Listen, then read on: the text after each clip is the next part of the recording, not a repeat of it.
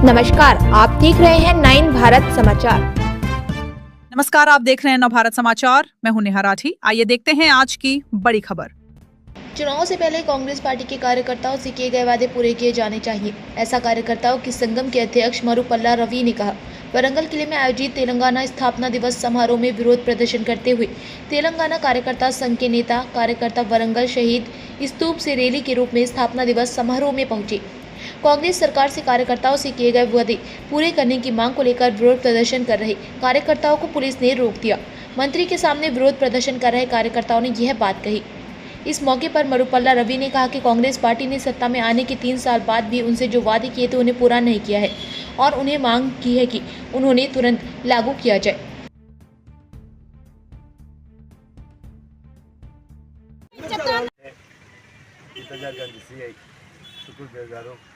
మమ్మలను ఆ టెంట్ కింద కూర్చోండి డిస్టర్బ్ అయితే మీకు పోతే మిమ్మల్ని మంత్రిని కన్వనిస్తా వారు పోయేటప్పుడు మిమ్మల్ని కంపల్సరీగా మీ దగ్గరికి వచ్చి వినతి పత్రం తీసుకొని వచ్చి 2 గంటలు మాకు టెంట్ కింద కూర్చొని పెట్టడం జరిగింది.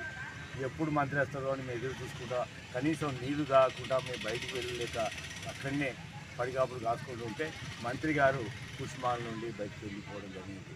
దీనివల్ల మా ఉద్యోగాల మనోభావం దెబ్బతీసిన ఈ ప్రభుత్వం మన మనుగడ కొనసాగదని కూడా ఈ సందర్భంగా తెలియజేస్తున్నాం. ఎంతో కష్టపడి అప్పుడు మా పిల్లలను మా ఇంటి కుటుంబ సభ్యులను అన్నీ మర్చిపోయి ఆర్థిక వనరులను కూడా కొల్లగొట్టుకొని ఇలా తెలంగాణ రాష్ట్రం కోసం ఉద్యోగిస్తే ఈరోజు జరిగిన అవమానం చాలా భరించలేదని కూడా ఈ సందర్భంగా తెలియజేస్తున్నాను. తెలంగాణ రాష్ట్రం కొత్త అయిన దాంట్లో ఇప్పుడు అనుభవించే పదవులు అనుభవించే వాళ్ళు ఎవరు లేరు. ఇలా అధికార పీఠ మీద ఉన్నాయని పోలీసులను అడ్డుపెట్టి ఈరోజు మమ్మల్ని కనీసం వినతి పత్రం తీసుకోకుండా చేయడం అంటే ఎంతవరకు సమంజసాన్ని కూడా ఈ సందర్భంగా తెలియజేస్తున్నా. యావత్ ఇవాళ మా ఒక్కరికే కాదు తెలంగాణ ఉద్యోగకారులందరికీ ఈరోజు వారి మనోభావం దెబ్బతిని అని కూడా ఈ సందర్భంగా తెలియజేస్తున్నాం. ఇప్పటికైనా మేము అడగలే. కేసీఆర్ గారు ఉన్నప్పుడు కూడా మేము ఉద్యోగకారుల సంఘం పెట్టినాం. మా డిమాండ్ అడిగితే చనిపోయిన వారికి పచ్చి ప్రయాణిస్తామని చెప్పి 10 లక్షల రూపాయలు ఇవ్వడం జరిగింది. ఒకరికి కుటుంబంలో కూడా ఉద్యోగం ఇవ్వడం జరిగింది.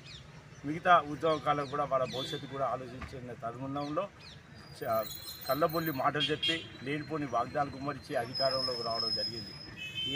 ప్రతి ఉద్యోగానికి 250 గజాల స్థలం ఇస్తా అని చెప్పిండు. 25,000 రూపాయల పెన్షన్ ఇప్పిస్తా అని చెప్పిండు.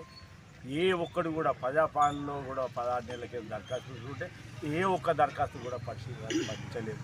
ఇలా కార్యాపణ చేయడానికి కేశవరావు కమిటీ వేయడం జరిగింది. ఆ కేశవరావు సంగతి ఎక్కడ అధికారం ఉంటే అక్కడ పార్టీలు మారే ఆనవాయితీ ఆయనకు ఉద్యోగం అంటే తెలియదు. అటువంటి వాడిని వేయడం కూడా మేము వ్యతిరేకించామని కూడా సందర్భంగా తెలియజేస్తున్నాం. ఈరోజు మంత్రి గారి మా వరంగల్ నియోజకవర్గ శాసనసభ్యురాలు ఆమెకు మేము రిపోర్ట్ చేస్తుంటే కూడా పోలీసులు అడ్డుకున్నారంటే ఇలా పోలీసులు రాజ్యం వెళ్తుందా ప్రజాప్రతినిధుల రాజ్యం వెళ్తుందా ఒకసారి అర్థం చేసుకోవాల్సిన అవసరం ఉందని కూడా ఈ సందర్భంగా తెలియజేస్తూ రాబో రోజుల్లో కూడా ఉద్యోగాల అండదండలతోటి పెద్ద ఎత్తున ఉద్యమాలు చేస్తామని కూడా ఈ సందర్భంగా తెలియజేస్తున్నాం.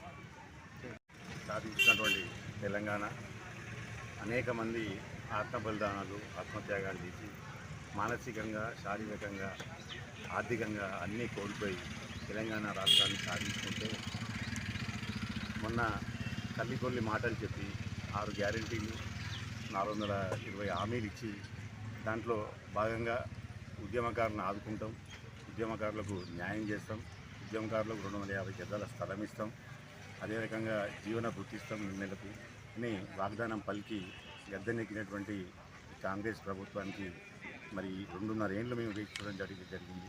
ఇప్పటివరకు కూడా ఎటువంటి దీనికి ఏమాత్రం ముందడుగు పోకుండా తాత్సారం చేస్తూ తూతు మంత్రంగా ఒక కేశవరావు కమిటీ అని కేశవరావు అంటాడు గోడ మీద తిండి ఎక్కడ అధికారం ఉంటే ఆ పార్టీకి పోయి పదులు అనుభవించి అటువంటికి ఒక కమిటీ సభ్యునిగా కమిటీ చైర్మన్గా అతనికి కట్టబెట్టిన దాన్ని కూడా మేము ఉద్యమకారులను వ్యతిరేకిస్తున్నాము.